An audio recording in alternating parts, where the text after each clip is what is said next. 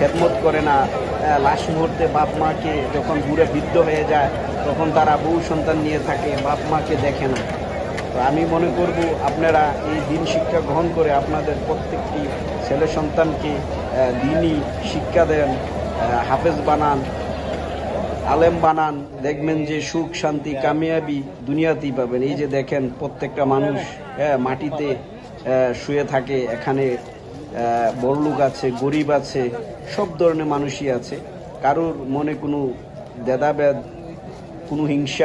কোনো হিংসা কাটাকাটি কোনো কিছুই নেই। সবাই শুধু আল্লাহকে পাওয়ার জন্য, আল্লাহকে রাজি খুশি করানোর জন্য কষ্ট করতেছে, ইবাদত করতেছে। এই যে দেখেন প্রত্যেকটা মানুষই ফ্লোরে নামাজ পড়তেছে, বসে আছে, জিকির আজগার করতেছে। কত সুন্দর জান্নাতের বাগান। আসলে কবরস্থানটাও এরকমই। আপনারা যখন লাশ বিদায় নেবেন, কবরস্থানেও এইভাবে হাজার হাজার মানুষ একসাথে শুয়ে আছে।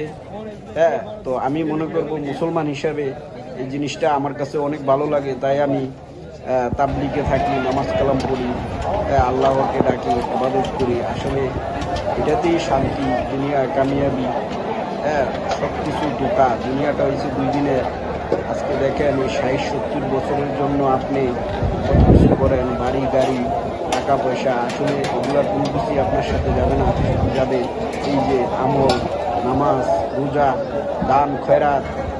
আর যদি আপনি মনে করেন যে আপনার সন্তানগুলোকে ভালোভাবে মানুষ করে দিয়ে যেতে পারেন, আলেম বানাইতে পারেন, নামাজি বানাইতে যেতে পারেন, তাহলে ওই দোয়াগুলো আপনার কাজে আসবে, আর কোনো কিছুই কাজে আসবে না। আমি প্রত্যেকটা প্রিয় নবীর উম্মত হিসাবে প্রিয় নবীর উম্মতদেরকে বলবো যে আপনারা সবাই প্রত্যেকটা সন্তানকে দিনই শিক্ষা দেন, নামাজে মশগুল রাখেন। এটাই আপনাদের সফলতা আসবে। আপনারা যখন এই পৃথিবী থেকে চলে যাবেন তখন আখেরাতে আপনাদের জন্য এই সন্তানগুলো নামাজ পড়বে, দোয়া করবে, তখন আপনাদের শান্তি লাগবে, এবং কি প্রত্যেকটা সওয়াবের কাজ আপনাদের আমলনামায় যোগ হবে। এই যে দেখেন এখানে অনেকেই গাড়ি নিয়েও আসছে, অনেক বড় লোক, অনেক কুটিও এখানে আসছে, একসাথে সবাই ইবাদত করে, একসাথে মাটিতে ফ্লোরে শুয়ে আছে, যার যার খেদমত করতেছে। কারো কোনো হিংসা নিন্দা কোনো কিছু নাই। যারা বড় লোক তারাও গরিবদেরকে মেহমানদারি করতেছে, খাওয়াইতেছে নিজের মতন করে, পরিশ্রম করে, কোনো ভেদাভেদ নেই। এই যে দেখেন প্রত্যেকটা জায়গাতেই খাবার দাবার সবাই মিলে একসাথে পাক করতেছে, আবার সবাই একসাথে বসে এক প্লেটে খাচ্ছে, কোনো হিংসা নিন্দা নাই। ঠিক আছে, এটা হচ্ছে আমাদের নবীদের সুন্নাত। ঠিক আছে, যে ধনী গরিব সবাই এক। আসলে অ্যাকচুয়ালি গরিবরাই জান্নাতে যাবে, বড় লোকদের জান্নাতে যাইতে হয়তো একটু সময় লাগবে, তাদের শাস্তি ভোগ করতে হবে। আর বেশিরভাগই আমাদের নবী বলেছে যে গরিবরা জান্নাতে বেশি যাবে। কারণ কি, একদিন আমাদের নবী উমরকেও ভালোবাসতেন, আবু বকরকেও ভালোবাসতেন। তখন একদিন নবী বলেছিল যে তোমাদের যার যার করে যা কিছু আছে সব নিয়ে আসো, আল্লাহ রাস্তায় দান করো। তখন উমরকে জিজ্ঞেস করছে কি আনেছো? তখন উমর বলছে হুজুর অর্ধেক নিয়ে আসছি আর অর্ধেক রেখে আসছি। তখন আবু বকরকে জিজ্ঞেস করছে তুমি কি আনছো? তো হুজুর সব নিয়ে আসছি, ঘরে আর রাখার মতো থাকার মতো কিছুই নেই, সব নিয়ে আসছি। এইটাতে আল্লাহ তাআলা অনেক খুশি হয়েছে, এবং কি আবু বকরকে এত পছন্দ করছে এটা বলার ভাষা নাই।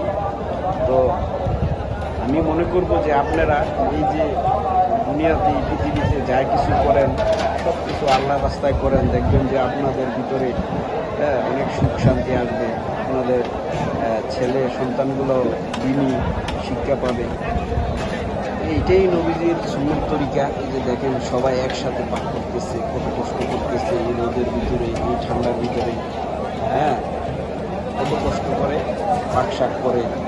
পানির কষ্ট, তারপরে পানির তো কষ্ট আছে, তারপরে টয়লেটগুলোতে সিরিয়াল মেনটেন করে টয়লেট করতে হয়। তারপরেও সবাই সবাই সাথী ভাই, কেউ কারো দ্বিধাদ্বন্দ্ব করে না।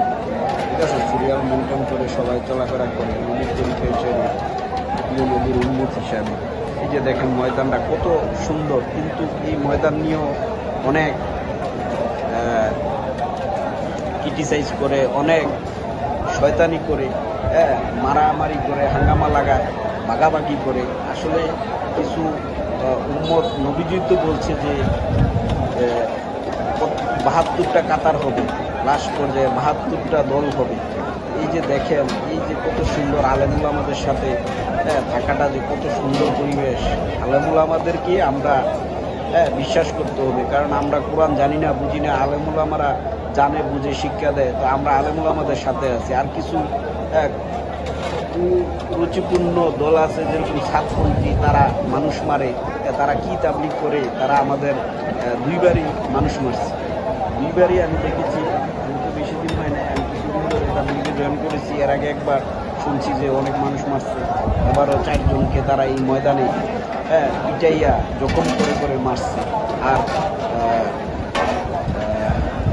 প্রায় 100-200 লোকের মতন আহত করছে তারা হাসপাতালে। তাদের একজনের চোখ নাই, একজনের পাও নাই, হাত নাই, এরকম অবস্থা করছে। তো তারা কত খারাপ, তারা কত জঘন্য লোক। তাদের লজ্জা শরম থাকলে তারা এগুলো না করে তারা নবীর তরিকায় চলত। আসলে কি এই যে আলেমুল আমারা পারে না, আলেমুল আমারা এত সংখ্যক তাবলিগের সাথী যে তারা যদি দৌড়ানি দেয়, তাদের পায়ের তলে পড়ে তারা পিষা দেয়। কিন্তু আলেমুল আমারা নবীর তরিকায় চলে, তারা কোনো হাঙ্গামা চায় না, মারামারি কাটাকাটি চায় না। ঠিক আছে, তারা মাফ করে দেয়, কারণ তারা করছে, তাদের শাস্তি আল্লাহ তাআলা দিবে, তারা বুঝ করবে। আসলে সত্য কথা, যেরকম তারা এখন কাকরাইল আসতে পারে না। আমি কাকরাইলেও গিয়েছিলাম গতকালকে। কাকরাইলেও আমাদের বিশাল সাথী ভাই আছে, ঢাকার একটা সাইড দিয়েছে কাকরাইলে থাকার জন্য, তারা কাকরাইলে আছে, আল্লাহর ইবাদত করতেছে। এবং কি ওই ইজতেমা ময়দান থেকে নেট প্রয়োগ করে বয়ান এখানে শোনানো হচ্ছে। কত সুন্দর পরিবেশ, কত সুন্দর পরিবেশ সৃষ্টি হয়েছে, তা বলার ভাষা